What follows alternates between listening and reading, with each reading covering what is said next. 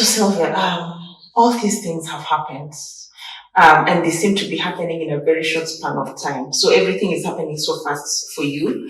You're also young, so there's also the aspect of you're a young mother of three babies. So much has happened.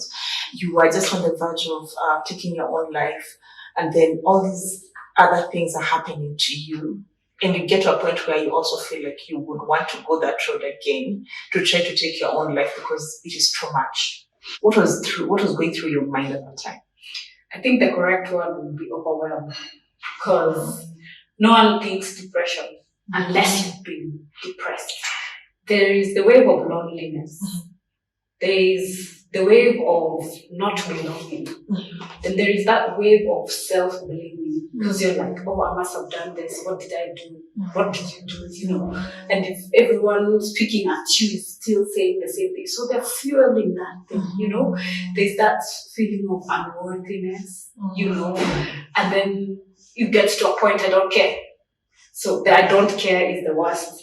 Because that is, because these other places you're still consciously feeling it and trying to do something, it's not working, but when you get to the I don't care, you see the way you see people mad, walking mad, dirty, whatnot. It's a journey to get there, because I remember the days of like, I don't feel like showering. Why am I even showering for? But you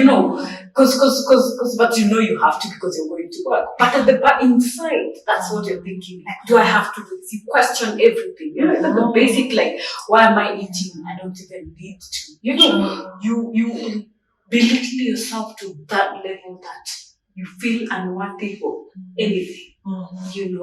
Even if someone comes and says, oh, I love you, you just start saying the way. Are you just saying it because you feel like you should say it? You don't mean it. You doubt everything. Having been there is the only way you're able to identify that monster. And because even after that, not like it left. Because in this journey of trying to rediscover myself and build myself back, those days came. Those days when I'm looking at my kids and I'm like, it's better if we're not here, When I'm like, because this now I cannot say it's better for me not being there, because I know they can't live without me when I'm the only one who's there. And these we're talking about young children. So it took me identifying that, Sylvia, you are the center point here. You need to get a grip.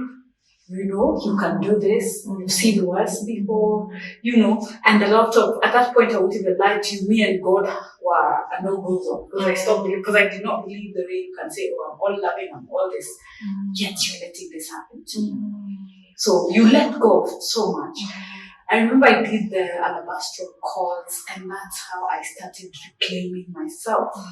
And it's what opened my eyes that you deserve, you're worthy. You don't have to fit into the world, the chronologies of, oh, you have to be here by this. Because you see, even for me, I'm like, I'm only this, I have 3 kids. No, like, wow, what are you thinking? Look at you now. You have 3 kids. No one will ever marry you. No one will ever, there's all these thoughts that also came, every phase comes with its own challenges and its own self-doubt. So I look at me like, oh my God, no one can date you.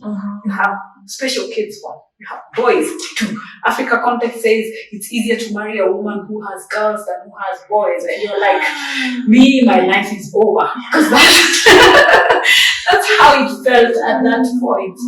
So it took that self-evaluation, that self-rediscovery to actually get to where I am. Because now I decided I am in charge, I am worthy, I am a queen in my own space, I am a child of God, and God says X, Y, Z, and that is what it is, no matter what any other human being says.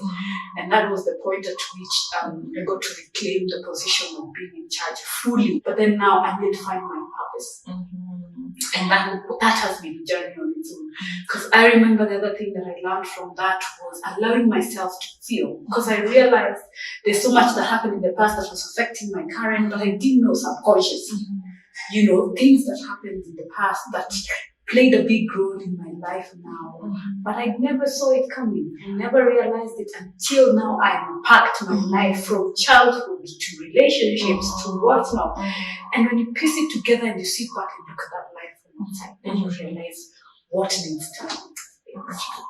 Did you, besides the alabaster, did you ever need to have any treatment on you? Did you have to go through counseling to get from that point of, I am so overwhelmed? to the point where you are at right now, of your purpose? Let me just say, the first time I went to that psychiatric support, I didn't feel helped. Because either the way it was handled, because, oh, come sit, how was your week? I felt like I was just sitting and narrating my day, like, and then go. I continue taking your medication and that's it. So sometimes it takes you to get you out of that spot. Not that person, not those medications. It's your will and the willpower to live for you is what will get you through. You might live for your children, but remember these children grow and live. That does that mean you circle back to that where you are? Because now you don't have anything else. So you need to embrace yourself, love yourself, put yourself first. Because always remember, you were born. Then after you were named. Then now that's when you're daughter of so and so, your auntie too. Then you became mother of, sister too. So who comes first? It's you. So you embrace that. Whatever life throws at you, whatever it is, remember, you are the center of your universe. The way we go around the sun, everyone goes around you. And the earlier you embrace that, the easier it is. And you hold yourself with that kind of regard, then you'll be able to see all that is around you. Remember when we say your glass could be that, but if you focus on this empty and forget how full it is, it's useless. So basically, it's useless. It's not like it all ended. I still have my days. I'm still a single lady. I'm still a mother raising 3 boys alone. I'm still a mother running a business. I'm still a mother doing all those things. I still have those low moments. I still have those lonely days. I don't block it out. I allow myself to feel.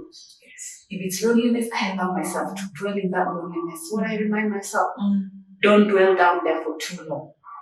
Allow yourself to go through it and get out. Because the longer you allow yourself to sit there, the deeper you keep sinking. Exactly. It comes from now going through the moment to it becomes a stress and a pain point. Now you land back to depression, which is bottomless now. So you need to know, yes, I am low. Okay, I'm low, Sylvia. You're low, why? ABCD. Okay, we are sorry for ourselves. I wish this, I wish that, I wish all the things we are about to wish. And then when I saw what can I do about it, XYZ. And you choose out of your XYZs. Just don't stay there. Amazing. That's how I did. Because you see, you're out there helping everyone else. And you also feel that moment of like, okay, who is going to take care of me? You get there and I'm like, I've given so much. So I always say, even in the space of giving, take time to refill that space. So he came and he hugged me. And God comes through in different ways. Because I tell you, for once, I did not go through that. He picked me up like this. Like immediately I went into my room. Everyone else was busy. But he came. He was like, are you okay? Here is water, because he knows like my routine. So he was like, Mom, here is water. Are you okay, Mom? I love you. And he told me like 10 I love yous. Until I didn't feel I need anything else. Because we're human beings. Sometimes you feel that, So, and he came and he held me. And I fell asleep and I woke up in the morning. I'm like, okay, what was happening yesterday? You forgot the place where you were. And remember, this is the child I did not want to have.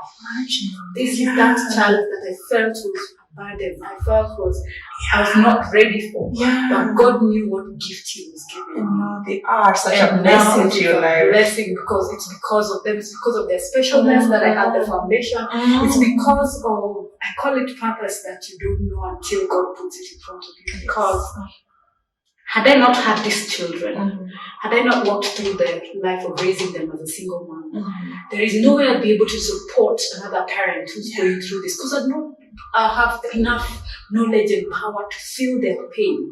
Because I slept, I have never slept hungry. God has never allowed that to happen. But even in the hardest times when I had to take one meal a day so that my kids could have 3, gives you that position of authority, that position of being able to understand someone else's pain, because He made sure you went through that tunnel, so that when you get out, I say, everything is to the glory of God. Even now, everything that I do, the strength that people say you have amazing strength, I'm like, it's not me, it's supernatural because I cannot explain it. When the day ends, I'm tired like everyone else. But I wake up with so much grace. So He gives me over-sufficient grace to be able to do His work. Because I'm not doing it for myself.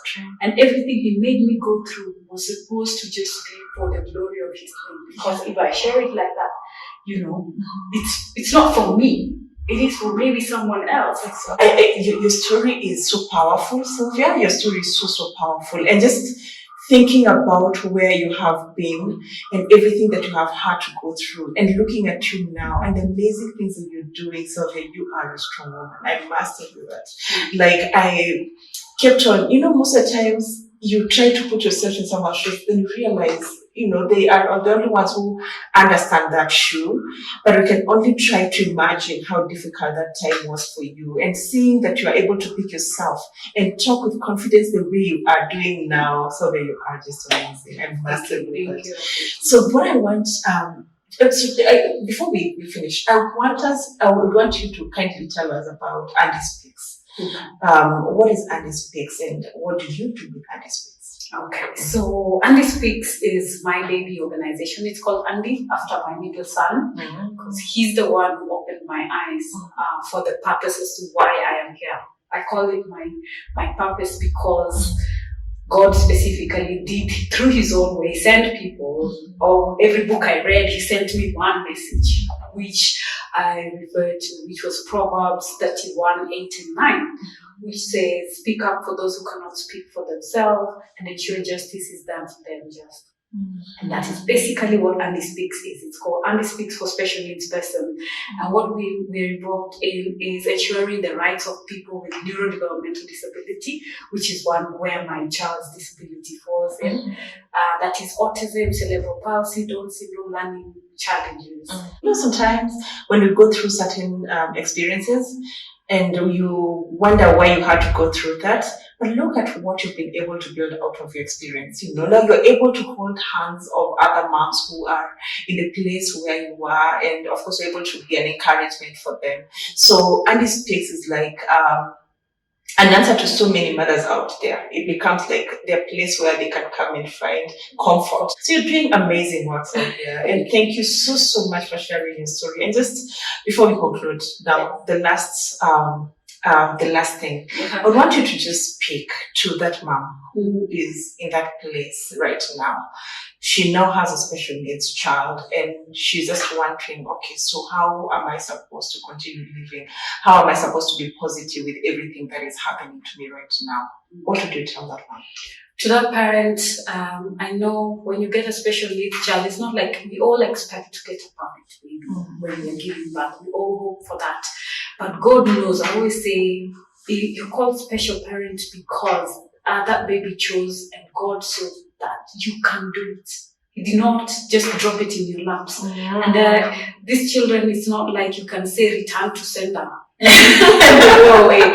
It's been given, and it's just if you embrace them, they can offer a lot. If you focus. I say, see the able and not the label. That is one of the captions that I usually say. And embrace their difference. Build something out of that difference. Because you never know. Because I wouldn't be here if it was not for my children. I never even have known I never knew what autism is until it landed in front of me. And look at, so it's the same way they say, the way they say, the Bible says that the stone that the builders threw away is what was used to build the cornerstone. So that child that you feel like you want to get rid of because they're not worthy, focus on the positivity. You will be shocked at how much you can build out of it.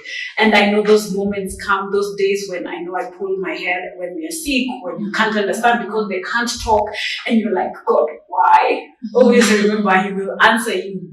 Just be persistent and ask. Because I remember I asked, I ran, and He came up to me and I told me, this is why I want you. And this is why I allowed you to go through this, because that's where your destiny is. So He could be your destiny connector. Just focus on the right thing. Awesome. Thank you so much, Sylvia. Like, I would not say thank you enough. I really appreciate your time. I really appreciate you accepting to tell us your story. I'm sure so many moms out there have been encouraged by just you sharing your story. Thank you so much. Thank you. Thank you so much, everybody, for watching this video and for watching Sylvia's story. I'm sure that there's so many of you out there who have been encouraged by her story. And we're going to be doing this again next week. So kindly tune in on Friday for another story like this one of a mom sharing her own personal journey. And I'm sure that so many of you are going to be encouraged by this story. So thank you so much. Please do subscribe if you haven't, and have a good time. Bye. Bye. See you. Thank you.